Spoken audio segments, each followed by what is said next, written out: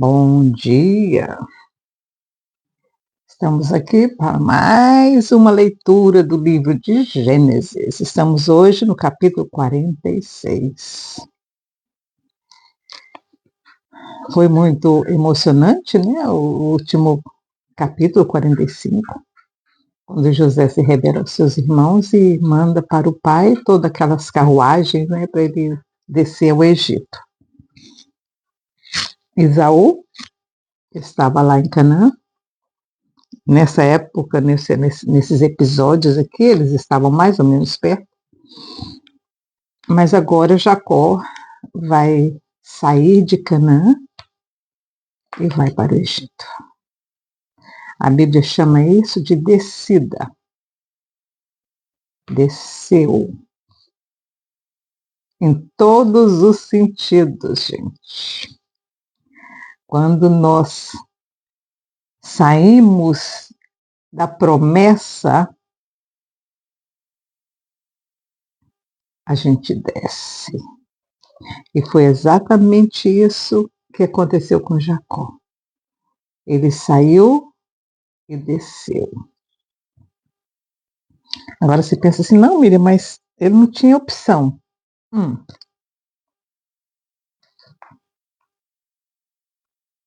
Talvez tivesse.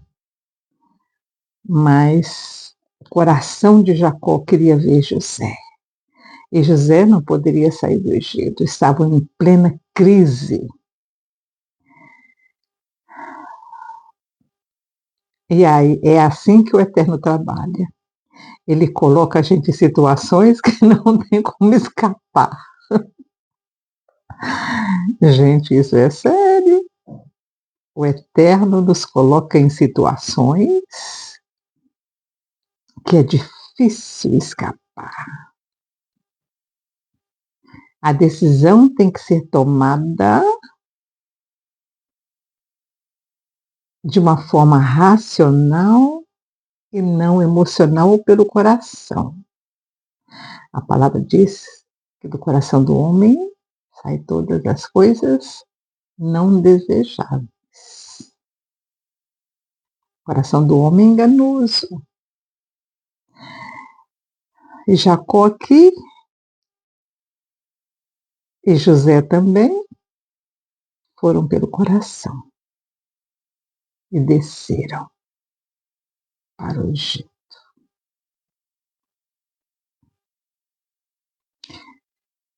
O Senhor tem providências em todas as situações. Ele não é pego de surpresa. Quando o Eterno me mostrou a mim, Miriam, eu estava morando em Santo Antônio do Descoberto, do lado de Brasília, uma cidade horrível, uma cidade que me deixou marcas tão profundas que quando eu vou ao Brasil e eu passo por perto eu nem olho. Foi um Egito para mim. Foi uma descida. E naquele lugar, no vale, o Senhor me mostrou o futuro. Eu estava prestes a tomar uma decisão e o Eterno me deu um sonho. E ele me mostrou, me tirando daquele lugar, levantando o voo comigo, me pegou pela mão, me puxou. O meu coração continuava naquela situação que eu queria ficar, mas ele me puxou, me levou para cima, voou comigo, cruzou florestas, cruzou o oceano, e quando chegou numa ilha, ele me soltou e disse: "É aqui que você vai ficar." Eu acordei chorando, porque eu percebi que era a mão do Eterno me mostrando o que iria acontecer. E ele me mostrou muito mais coisas, ele me mostrou o sofrimento que eu ia passar, as lágrimas que eu ia verter e os filhos que eu iria perder, não fisicamente, mas emocionalmente aqui. O Senhor me preparou 32, 33 anos antes da agora. 2 anos depois, eu estava voando para aqui. As coisas têm se cumprido exatamente como ele me mostrou naquele sonho-visão. Quando o Senhor tem um propósito, ele cumpre. E quando a gente desce para o Egito, ele já tem o escape num futuro. Mesmo que esse futuro esteja distante, como esteve para Jacó e os filhos de Jacó. Foram 120 anos em que eles viveram no Egito, um pouquinho mais de 120 anos, quase 200 anos que eles viveram no Egito, escravos. No começo foram flores, depois vieram os espinhos na vida dos filhos de Jacó. Ele desceu ao Egito. Desceu ao Egito. E quando o Eterno quis, ele fez os filhos de Jacó subirem do Egito. Aí você fala, Miriam, por que o senhor usa esse termo descer e subir? Porque a África está embaixo, no sul, Israel está em cima, mais para o norte. Então é realmente descer e subir. Está aqui, capítulo 46, Jacó desce ao Egito. Partiu Israel com tudo que tinha e veio a Berseba. Primeiro Jacó quis oferecer ao Eterno um sacrifício de gratidão, porque o filho dele não estava morto. Então ele foi a Berseba, um lugar onde ele sempre fazia os sacrifícios. Inclusive Jacó, Isaac e Abraão fizeram um sacrifício em Berseba. Ele foi para o mesmo lugar, para o mesmo altar, e ofereceu ali sacrifícios ao Deus de seu pai Isaac. Falou Deus a Israel em visões de noite, e disse, Jacó, Jacó. Ele respondeu, eis-me aqui. O Senhor sempre mostra e avisa. Ele sempre mostra e avisa. Todos. Não é porque o Senhor me mostrou o que iria acontecer comigo, que eu sou especial, não sou não. Ele mostra para todos. É que você tem que aprender a discernir a voz do Eterno no meio de todas as outras vozes. O meu coração dizia, fica, Miriam. E o Senhor disse, não, Miriam, eu vou te levar. Havia as vozes do meu coração e havia a voz do Senhor.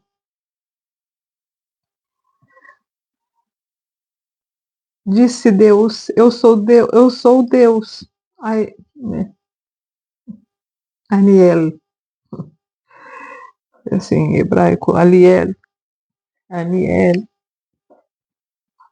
o Deus de teu pai, não temas descer o Egito, pois eu te farei ali uma grande nação.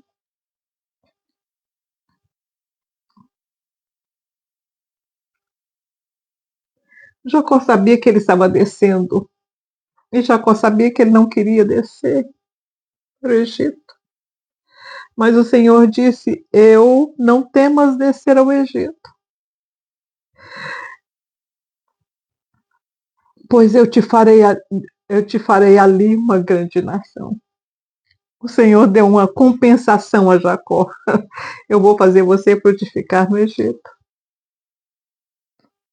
Eu descerei contigo ao Egito. O Senhor nunca deixa a gente descer sozinho. Quando você desce, Ele sempre vai estar com você. No vale da sombra da morte, eu estarei contigo.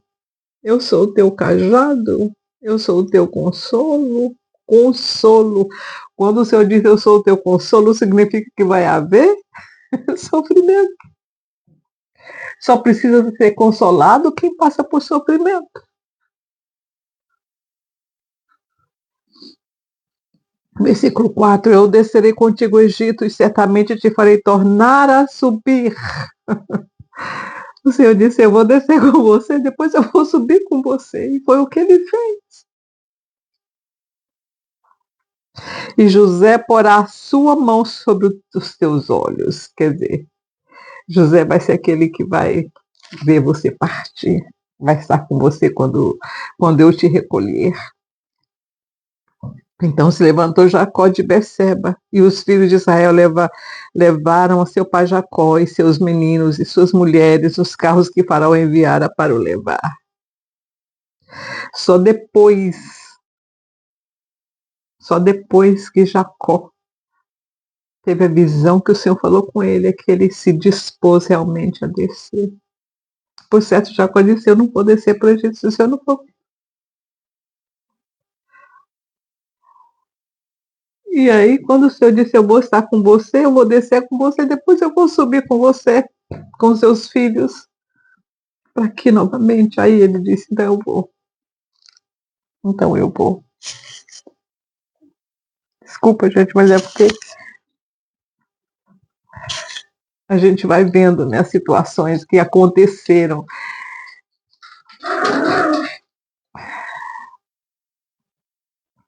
Tomaram o seu gado, os seus bens que tinham adquirido na terra de Canaã e vieram para o Egito. Jacó e toda a sua descendência com ele.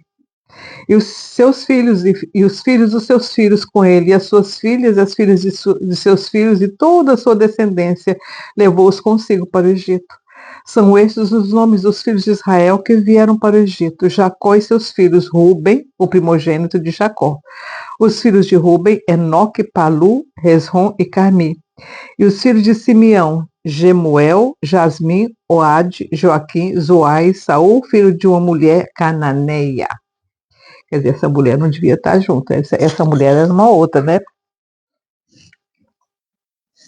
Não era da primeira esposa dele.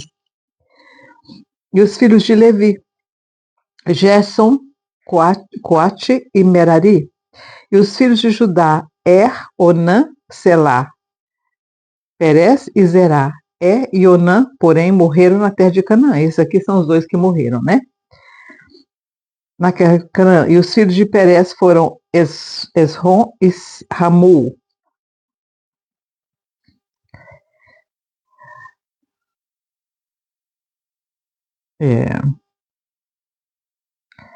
Os filhos de Isacar, Tola, Puva, Jó e Siron.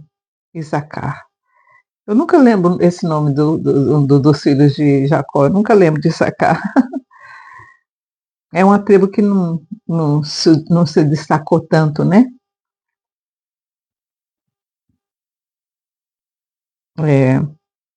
Estou vendo que os filhos de Judá,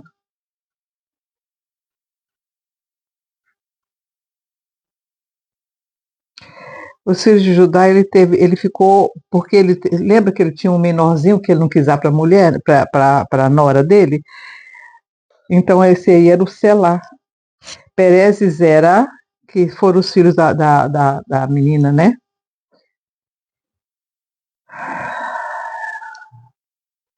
Interessante que os filhos de Perez só não falam dos outros ainda, por certos outros ainda eram pequenos, né? Só o Perez que já tinha casado e tinha filho.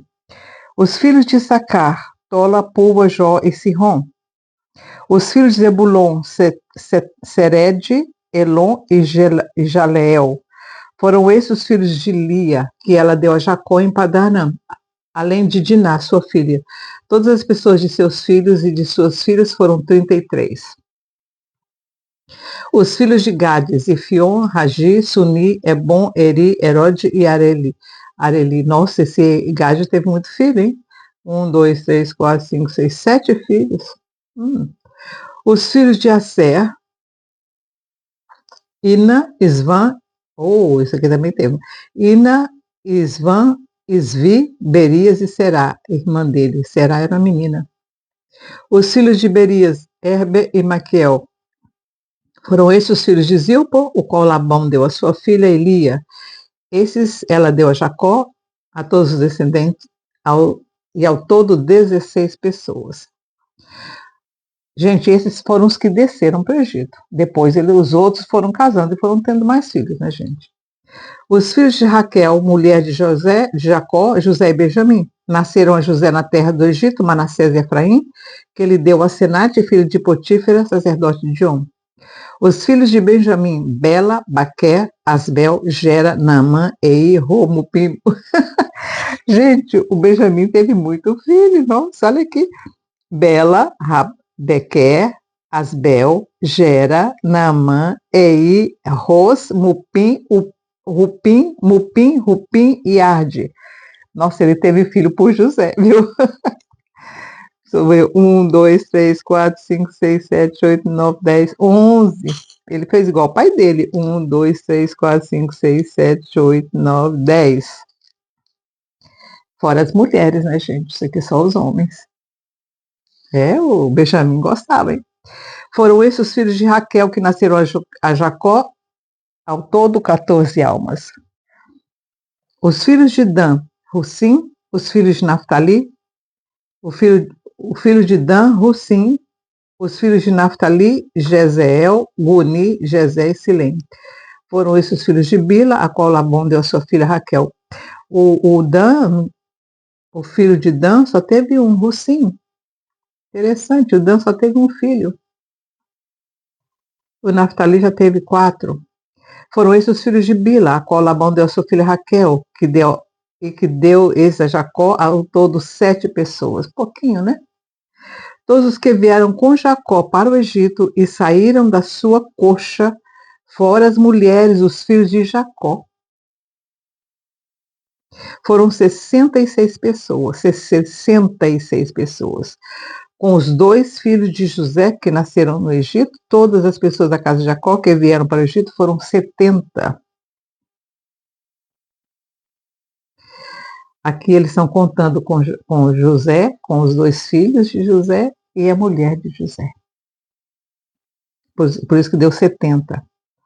Jacó enviou Judá adiante de si a José para o encaminhar a Gozen.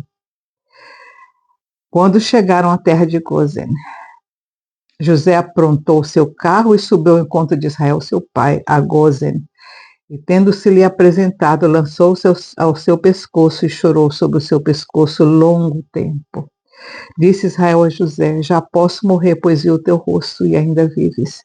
Depois disse José a seus irmãos e à casa de seu pai: eu subirei e informarei a Faraó e lhe direi: meus irmãos e a casa de meu pai que estavam na terra de Canaã vieram a mim.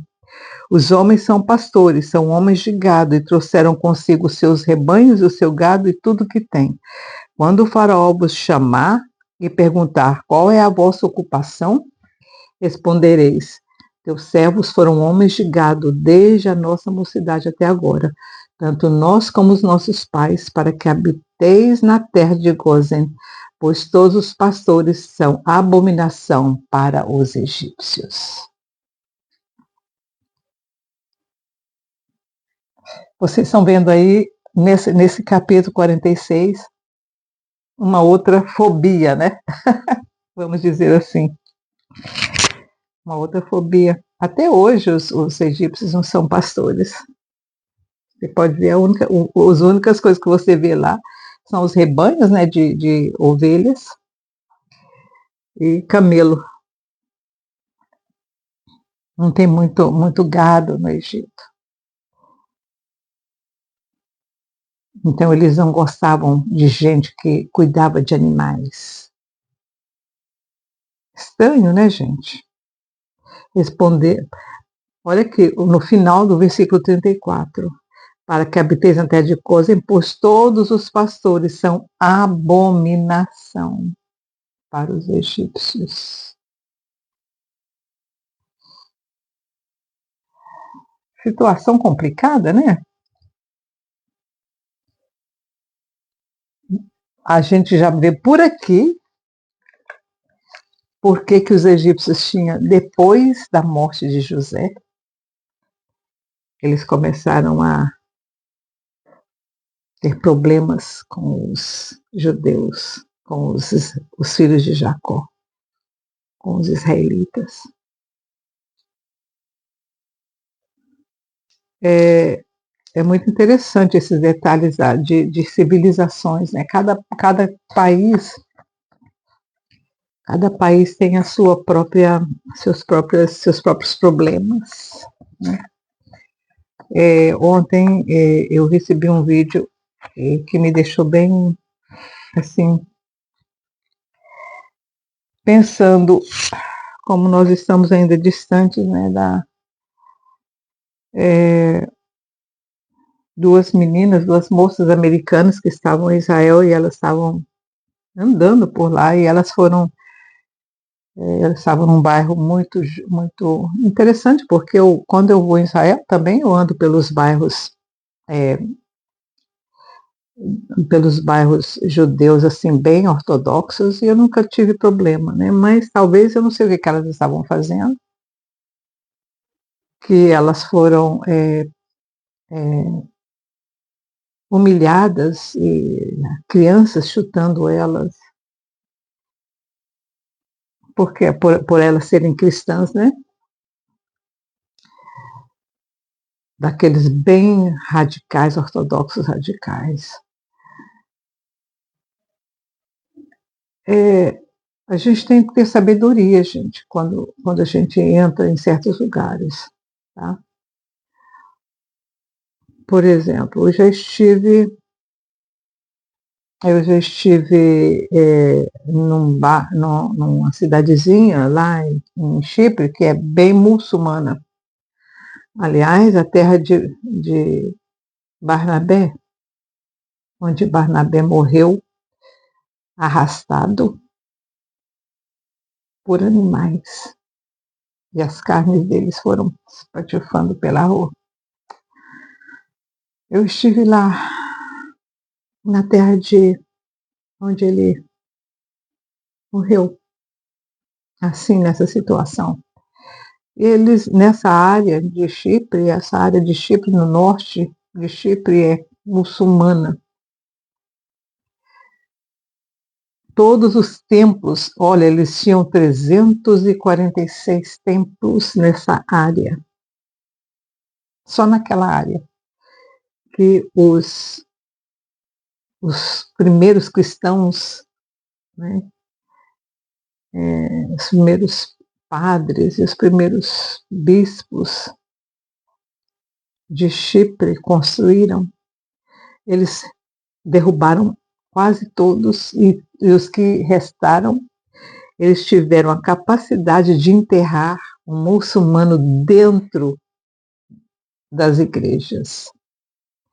Então você caminha por essa cidade, uma cidade pequena, você caminha por ela, a gente não consegue fazer as 346 igrejas, né, gente? Mas a gente vê algumas. E você vê um muçulmano enterrado dentro da igreja. Era uma forma deles provocarem os cristãos da área. E a igreja principal, eles se tornaram ela numa mesquita.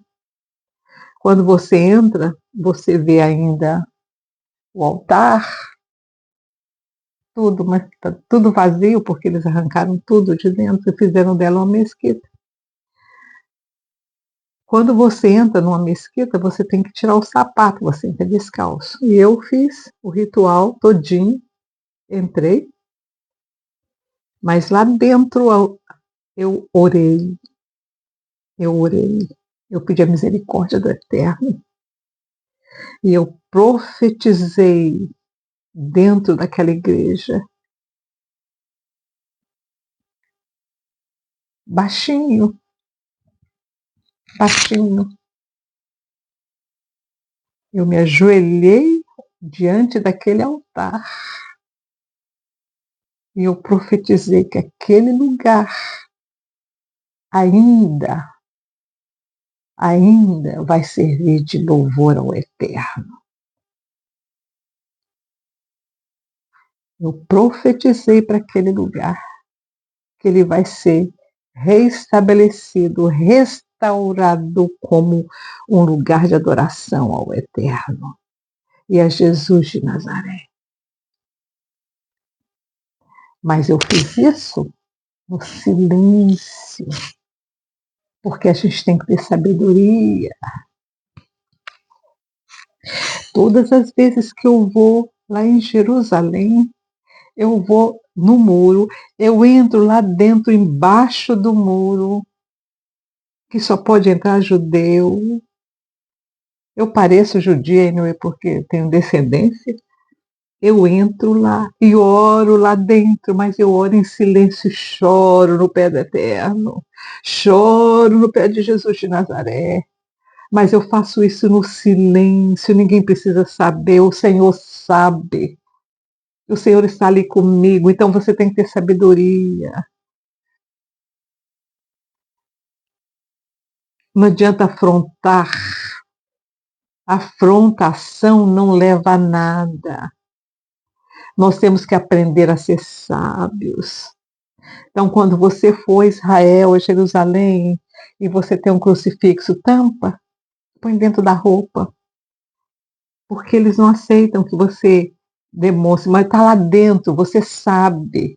E Jesus de Nazaré tem que estar dentro do coração da gente, dentro da mente da gente, tem que estar na alma da gente. É isso que precisa. Aí você entra, chega lá naquele muro e pede, Senhor Jesus, volta. É o que eu faço. O Senhor até já me determinou uma cerimônia que eu fiz. Eu fui numa dessas águas que são consideradas sagradas. O Senhor me pediu para pegar um pouquinho daquela água. E eu guardei, o Senhor te guarda. Quando eu estava me preparando para ir na última viagem que eu fiz antes da pandemia, o Senhor disse: pega aquele recipiente de água que você pegou naquele lugar sagrado e leva para Jerusalém com você. E eu vou falar para você o que você vai fazer com essa água. Era um vidrinho desse tamanhozinho assim, com essa água. E quando eu cheguei em Jerusalém, acho que uns 2 dias antes de eu voltar, o Senhor disse: agora você entra lá.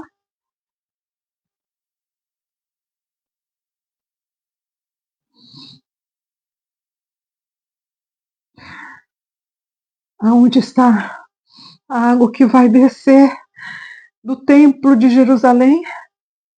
Porque tem lá dentro, gente, lá dentro das cavernas, que ficava o lugar onde os sacerdotes se limpavam antes de entrar no templo, na época de Jesus. Ainda tem os tanques lá dentro. O Senhor disse: agora você entra lá e derrama essas gotas de água naquele lugar. Eu fiz. Discretamente, ninguém viu.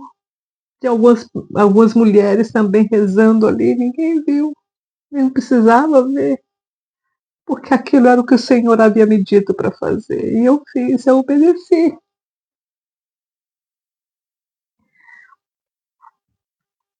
Quando é que o Senhor vai fazer surgir isso? Não importa. Aquelas gotinhas, aquela pequenininha, aquele pouquinho de água que o Senhor mandou eu levar daquele lugar sagrado e jogar lá. Tem um significado. Eu não sei qual é, gente. Eu não sei. Mas eu obedeci. Eu obedeci, porque isso foi o que o Senhor me mandou fazer. Quando é que isso vai ter o efeito? O Senhor sabe, e está na mão dele. Da mesma forma que Jacó obedeceu, mesmo sabendo que a promessa era em Canaã, ele desceu ao Egito. Desceu ao Egito. Quando o Senhor te mandar descer ao Egito, o Senhor vai com você. O Senhor está aí no Brasil agora, com as mãos sobre as situações. E não importa o que vai acontecer com Bolsonaro. O importante é o milagre que o Senhor vai fazer depois. Tá bom? Que o Senhor te abençoe e te guarde e dê um bom dia no Brasil. Tchau, tchau.